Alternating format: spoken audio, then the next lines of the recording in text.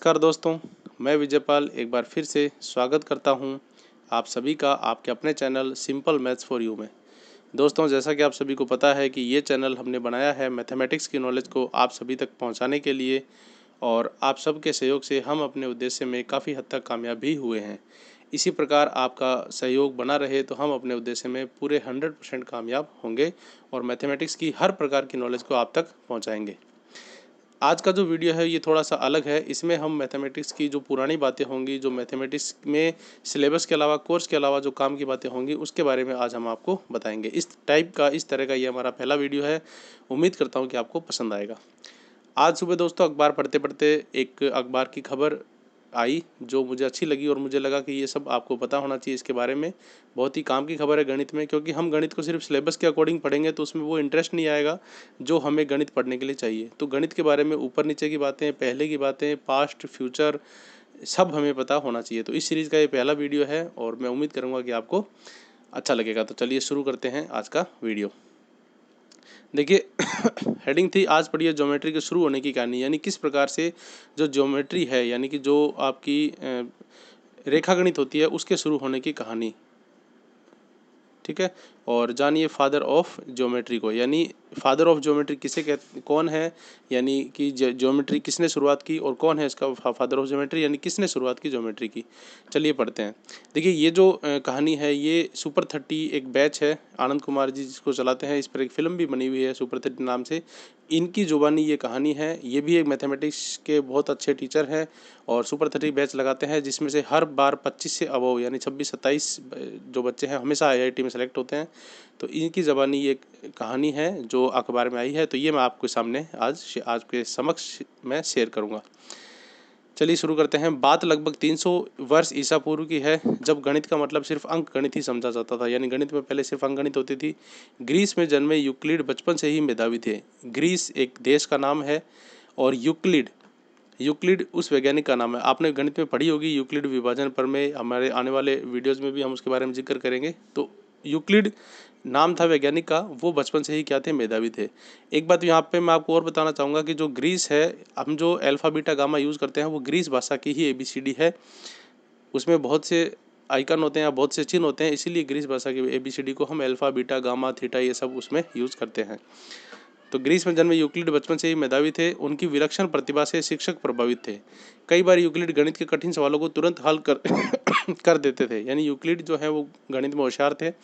अब यूक्लिड की पढ़ाई पूरी हो चुकी थी। उनके पिता ने एक छोटी सी परचून की दुकान संभालने का काम दे दिया। यानी पढ़ाई के बाद जो यूक्लिड है वो अपने घर का काम, जो उनकी परचून की दुकान थी, वो संभालने लग गए। लेकिन वे हमेशा खल्ली से ज़मीन पर कुछ आकृतियाँ बनाने में व्यस्त रहते थे।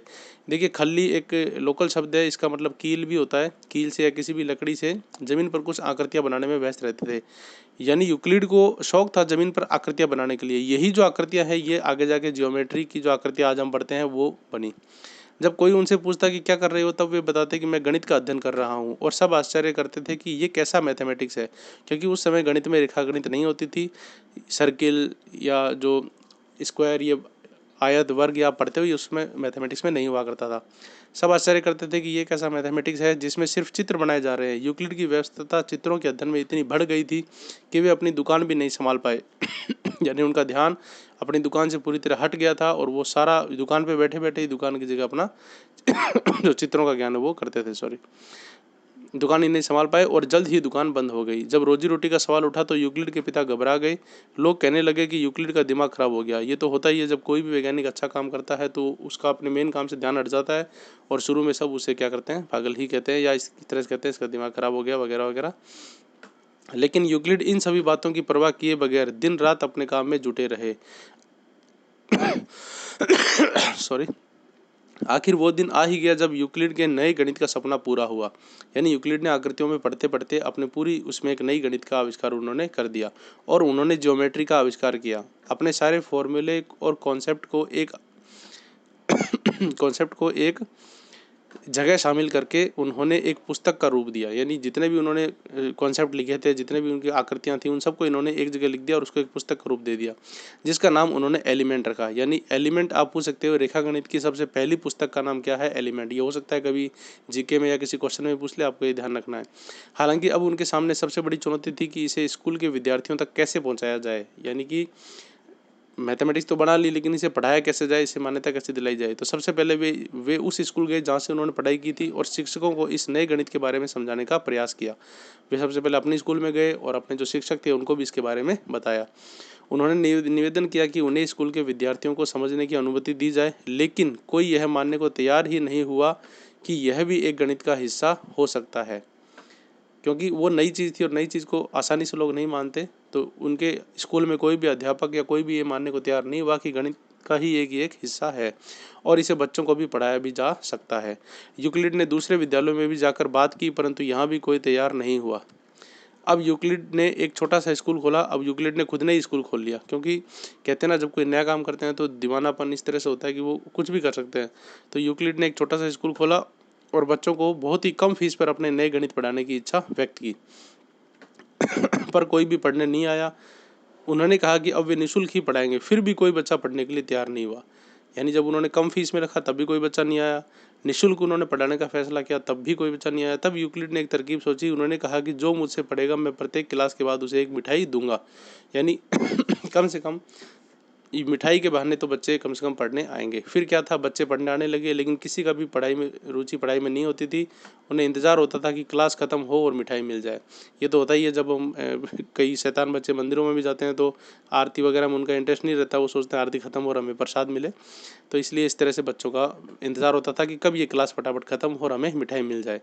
आखिरकार एक दिन छोटी सी बच्ची ने क्लास के दौरान एक सवाल पूछा कि आखिर ये दोनों रेखाएं आपस में क्यों नहीं मिल रही है। एक छोटी सी बच्ची ने एक सवाल पूछा कि ये दोनों रेखाएं आपस में क्यों नहीं मिल रही हैं। इसका मतलब वो बच्ची ध्यान से उस चीज़ को देख रही थी, समझ रही थी। और ये दोनों रेखाएं वही हैं जिसे आज हम समांतर रेखाएं पढ़ते हैं। ये आपस में नहीं मिलती, क्योंकि इनकी परिभाषा ही होती है कि समान अंतर कभी ना मिले। अब यूक्लिड की खुशियों का ठिकाना नहीं रहा। उन्हें लगा कि दुनिया में कोई तो है जिसने मेरे नए गणित को समझने का प्रयास किया है। क्योंकि जब हम कोई चीज़ किसी को बताते हैं और वो उसको अच्छी तरह पढ़ता है तब एक अलग ही खुशी होती है।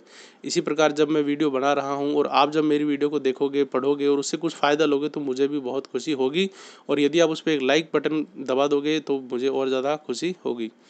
आज वही गणित पूरे दुनिया में जियोमेट्री के नाम से विख्यात है। यानी पहले कोई पढ़ने को तैयार नहीं था और आज पूरी गणित के हर सिलेबस में जियोमेट्री जो है वो पढ़ाई जाती है, उसके नाम से विख्यात है। दुनिया के किसी भी कोने में शायद ही कोई स्कूल होगा जहाँ जियोमेट्री की पढ़ाई नहीं होती हो। ये तो आपको पता ही है, हर क्लास के सिलेबस में जियोमेट्री होती है, शुरू से ही लागू हो जाती है।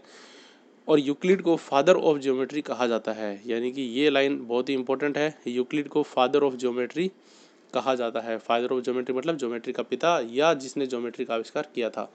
जियोमेट्री यानी जिसे हम रेखागणित भी बोलते हैं।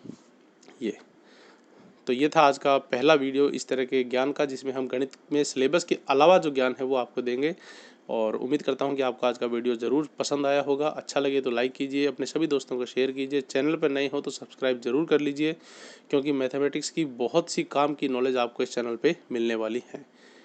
बहुत जल्द मिलते हैं नेक्स्ट वीडियो में, तब तक के लिए अपना ध्यान रखिएगा। धन्यवाद।